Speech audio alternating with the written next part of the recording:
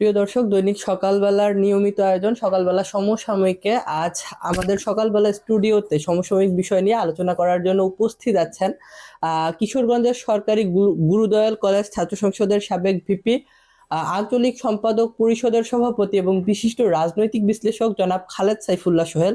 Sir, আপনাকে স্বাগত জানাই আমাদের স্টুডিওতে। ধন্যবাদ আপনাকে।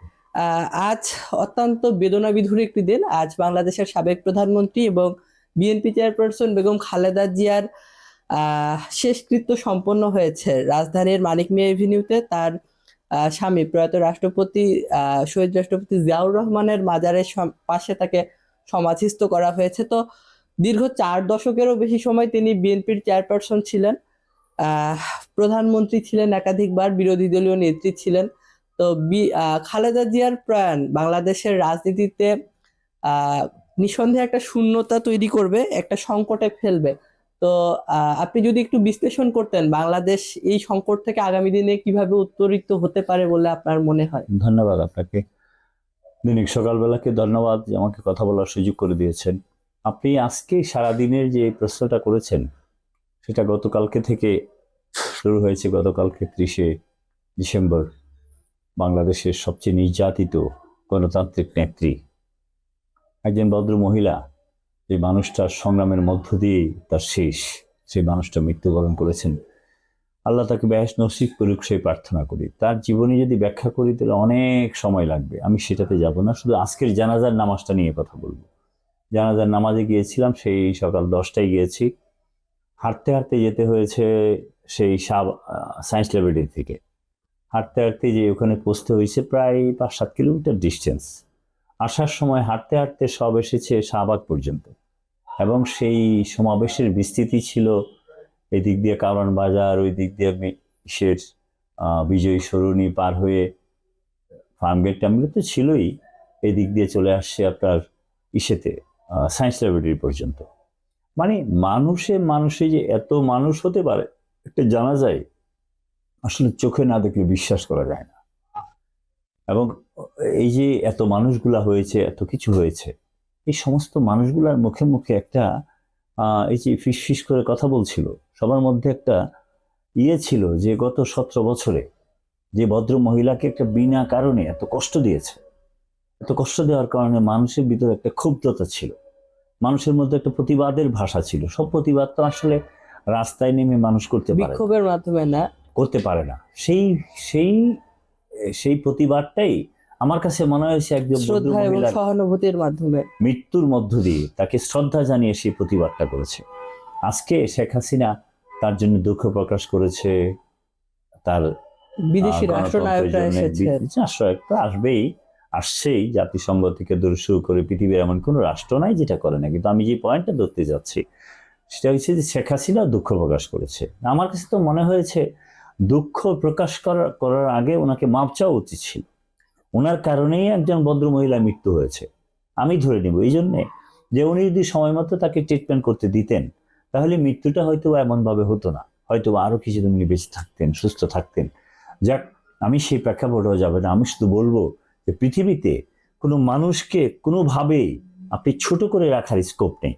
মানুষকে যতই আপনি ছোট করতে যাবেন তখনই মানুষ দমিয়ে রাখা যাবে না, দাবিয়ে রাখা যাবে না। মানুষ তখন বড় হতে বিকশিত হবে, বড় হতে থাকবে। এই যে বড় হওয়ার যে লক্ষণটা বেগম খালেদা জিয়া দেখিয়েছেন, অথচ আজ থেকে 2 বছর আগে তার বিরুদ্ধে এখনো কোনো কথা নাই যেটা বলে নাই।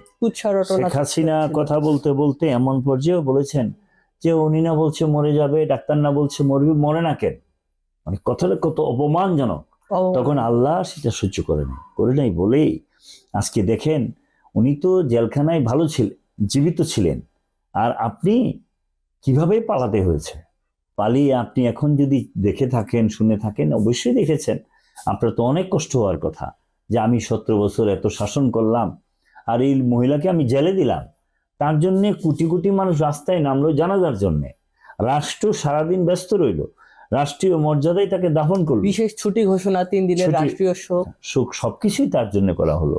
অথচ আজকে উনি বিদেশ থেকে লুকিয়ে লুকিয়ে সেটা দেখেন। খোদা না খাস্তা যদি এই মৃত্যুটা এখন আজকের দিনে শেখ হাসিনার হয়, দুইজনের বয়স তো কাছাকাছি, তাহলে কি হবে একবার কল্পনা করে আপনি দেখেন তো।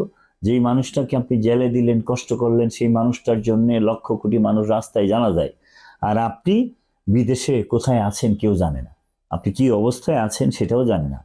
হয়তোবা আপনি ভালো আছেন, ইন্ডিয়াতে যেহেতু আছেন, কিন্তু আমার বক্তব্য সেটা না। মানুষকে কখনোই কষ্ট দিয়ে, অগণতান্ত্রিক পন্থার মধ্য দিয়ে কোনো কাজ করলেই মানুষ সেটাকে প্রতিবাদ করবে। আর বেগম খালেদা জিয়ার সবচেয়ে বড় জিনিস যেটা, উনি আপসহীন দেশনীতি, দুইটা শব্দ তার পিছনে লাগানো ছিল। এই জন্যেই বাংলাদেশ মানে দেশনেত্রী, বাংলাদেশের নেত্রী, এবং উনি সেটা প্রমাণ করেছেন। দেশের স্বার্থে তার কোনো কিছুর সাথে সে কম্প্রোমাইজ করে নাই, তার অসুস্থতার সাথেও সে কম্প্রোমাইজ করে নাই। সে তো ব্ল্যাঙ্ক চেকে সই করে চলে যেতেন, তাহলে উনি অনেক ভালো থাকতেন। হ্যাঁ, বাট উনি যান নাই, সুযোগ আর ছিল। উনি আপসহীন ছিলেন। আমরা অনেক সময় বলতাম যে ভদ্র মহিলা আপসহীন থাকে, একটু মিলে জিলে থাকলে কি হয়, অনেক কথাই অনেক সময় বলতাম, কিন্তু উনি সে কাজটা করেন নাই। উনি সবসময় আপসহীন থেকে, দেশনেত্রী থেকে, বাংলাদেশের মানুষের ভালোবাসা নিয়ে যে প্রমাণ করেছেন, প্রতিটা অক্ষরে অক্ষরে তার কথা প্রমাণ করেছেন উনি, যে উনি একমাত্র বাংলাদেশি জাতীয়তাবাদের সবচেয়ে বড় নেতা বলেই আজকে উনি যে সম্মান পেয়েছেন, জাতি যে সম্মান দিয়েছে। আমার মনে হয় বাংলাদেশি ইতিহাসে শুধু নয়, পৃথিবীর মুসলিম কোনো কান্ট্রিতে এত বড় জমায়েত হয়েছে, এত বড় জানাজা হয়েছে, সেটা আমার চোখে বিশ্বাস হচ্ছে না। এবং আমার কাছে মনে হয় একজন মানুষের শেষ সময়ে মানুষকে শ্রদ্ধা জানাতে এত মানুষ হাজির হয়, সারা একটা দেশ হাজির হয়, যে দেশের জনসংখ্যা 16 থেকে 18 কোটি, এটা চিন্তার বাইরে। সুতরাং আমার কাছে মনে হয়েছে কাজ যিনি ভালো করবেন তার মৃত্যুর সময় সেই ফল পাবেন, আর কাজ যিনি ভালো করবেন না, উনি মৃত্যুর পরেও ওনাকে মানুষ শ্রদ্ধা জানাবে না। সুতরাং আমি মনে করি আজকের এই দিনটা বাংলাদেশের ইতিহাসে সবচেয়ে স্মরণীয় দিন হয়ে থাকবে বলে আমি মনে করি। ধন্যবাদ আপনাকে। ধন্যবাদ জনাব খালেদ সাইফুল্লাহ সোহেল স্যার, আপনাকে আমাদের স্টুডিওতে এসে সময় দেওয়ার জন্য ধন্যবাদ। এতক্ষণ যারা আমাদের সঙ্গে সংযুক্ত ছিলেন আপনাদেরকেও আন্তরিক ধন্যবাদ।